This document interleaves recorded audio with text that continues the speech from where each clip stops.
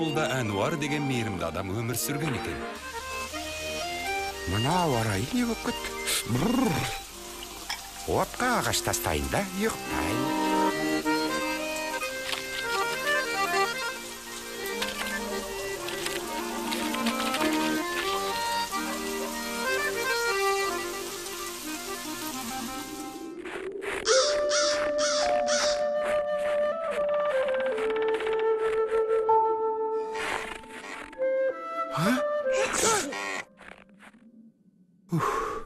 Аю екен десем.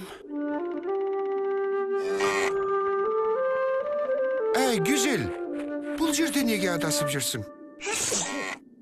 Байқұс жануар-ай, жүр кеттік. Ой. Тез бас аяғында қасқырлар жақындап қалған сияқты.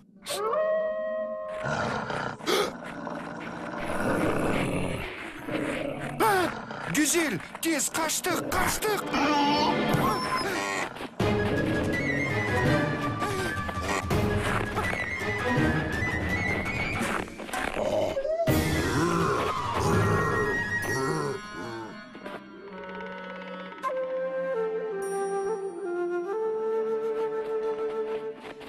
Болды, енді tez-ақ жөніңе келесің.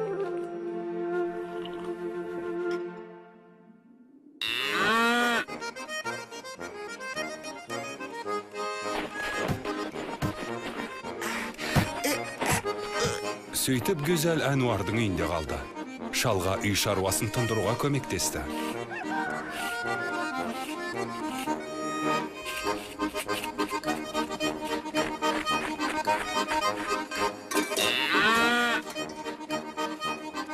Көршілердің бәрі осындай көмекшінің барына қайран қалды.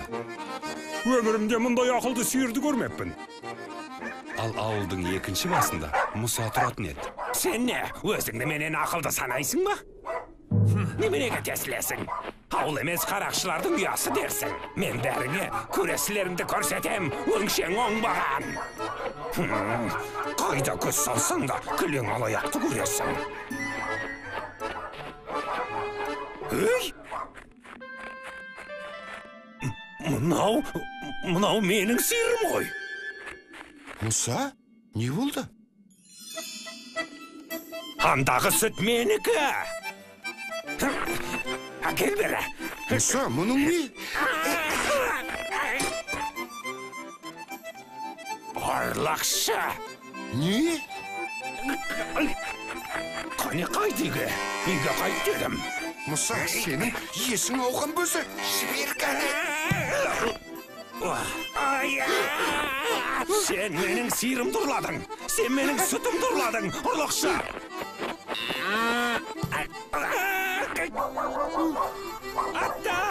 Аттан! Қараңдар, көмектесіңдер. Әнуар менің сиырымды ұрлап алыпты. Ұрлықшы, қарақшы. Сөйтіп Әнуарды ауыл төрешісі құрметті ақсақалы өзіне шақырады.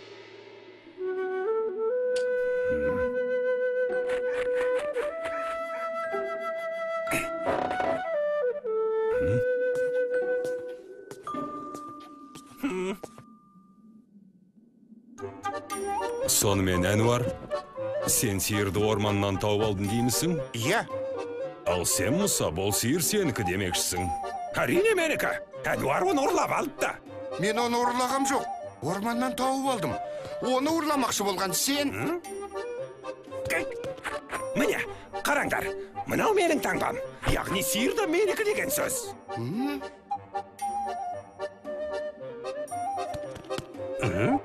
Ал, бұған не дейсің? Мұса, егер сиыр расында да сенікі болса, ол орманда не қып жүрді? Айдан анық емес пе? Адасып кеткенде. Мұса бірдеңе жоғалтса, бүткіл ауылды басына көтеруші еді. Сиырыңның жоғалғаны жайлы неге ешкімге айтпадың, Мұса? Қайғыдан құса болып жүрдім де. Бұл сиыр маған туған баламдай жақын еді. Бір кезде із-түссіз жоғалды да кетті. Өзінің ақымақтығының кесірінен. Тауып қайтарып бергенің үшін рахмет саған, Әнуар. Ал мен ендеше басқаша айтты білем, Мұса. Жетер! Тамақсыз өле қоймассың. Жеп жатырсың, бір тамшы сүт бермейсің. Тек шығынға баттым сен үшін. Мыйсыз қомаға инеме. Кет қане, қалаған жеріне жоғал. Көршілерің, сен ол сиырды қуып жібердің дейді ғой, Мұса. Мен қуғам жоқ. Еркіндік сыйладым. Қартайған шағында қалағанша өмір сүрсін дегендей. Қақаған қыстың ортасында орманда қатып өлсін деп пен? Ойба. Масқара, кәрі сиырды қуып жібергенін қара. Түн ортасында еркіндік сыйладым дейді. Түн ортасында қатып өлсін деген еркіндік сыйладым дейді. Яғни сиыр ешкімдікі болмағаны ғой. Әнуар оны асырап алды. Енді бұл сиыр соныкі. Әнуар оқыпты қожайын. Соған бұйырған екен. Мен жақсы қожайынмын. Еңсеміз ғой менікі. Маңайдағы ең жүйрік атта менде ғана. Бұл менің сиырым. Қаласам қуып шығам, әйтпесе шұжық жасаймын. Осылай. Аяма. Тоқтатыңдар.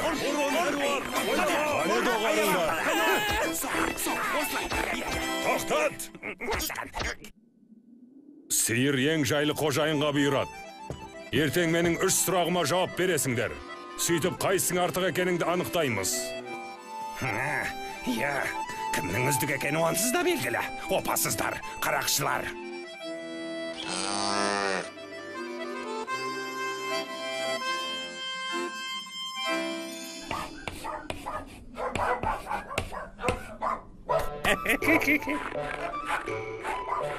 Мұса, уақытын бос жібермей, бәрін келістіріп қоймақшы болды.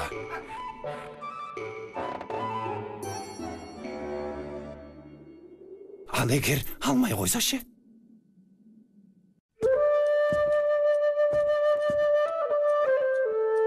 Маңайдағы ең жүйрік атта менде ғана. Бұл менің сиырым. Қаласам қуып шығам, әйтпесе шұжық жасаймын.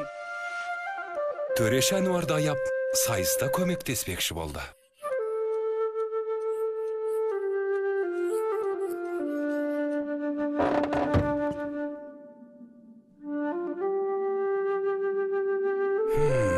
Бірақ ол өте әділ адам болатын.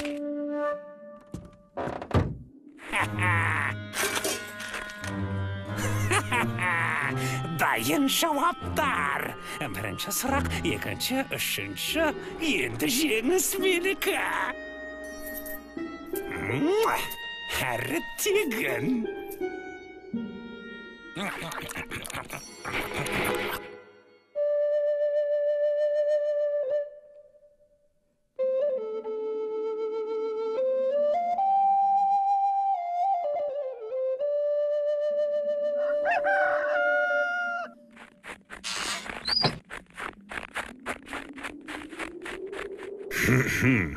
Дайынсыңдар ма? Бірінші сұрақ. Дүниедегі ең құнарлы не нәрсе? Мұсаның қойлары шығар. Рахмет, Әнуаржан. Бірақ ең құнарлы нәрсе ол жер ана. Мұсаның жауабы дұрыс. Екінші сұрақ. Дүниедегі ең жүйрік нәрсені ата. Мұсаның аты ең жүйрік болар. Бәрінен жүйрік ол адамның ойы, бірақ сенің ойың емес. Үшінші сұрақ. Дүниедегі ең әдемі нәрсені ата. Ең әдемі ол güzel. Хақымақ екенсің, Әнуар. Ең әдемі нәрсе ол адал адамның жан дүниесі. Мына менікі сияқты. Тағы да жеңілдің. Сиыр менікі. Ауылдағы ең ақылды адам менмін. Бірақ мына Әнуар секілді милауды жеңу үшін ақымақ сиырдан сәл ақылды болсаң да жеткілікті. Ал мұны тексеру керек екен. Шынымен Мұса, сен сиырдан ақылды ма екенсің? Дайындалыңдар. Әнуар, Бері кел, маған кел. Эй, Мұса, неғып тұрсың? Солға бұрыл. Мұса оң жақтың қайда екенін білмей. Оңға бұрыл. Ой, Шимай. Шелекті әкел.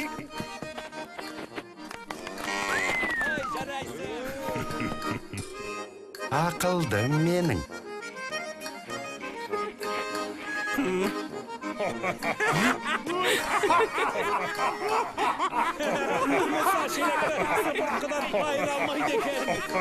Қожайын сиырынан ақымақ болмау керек.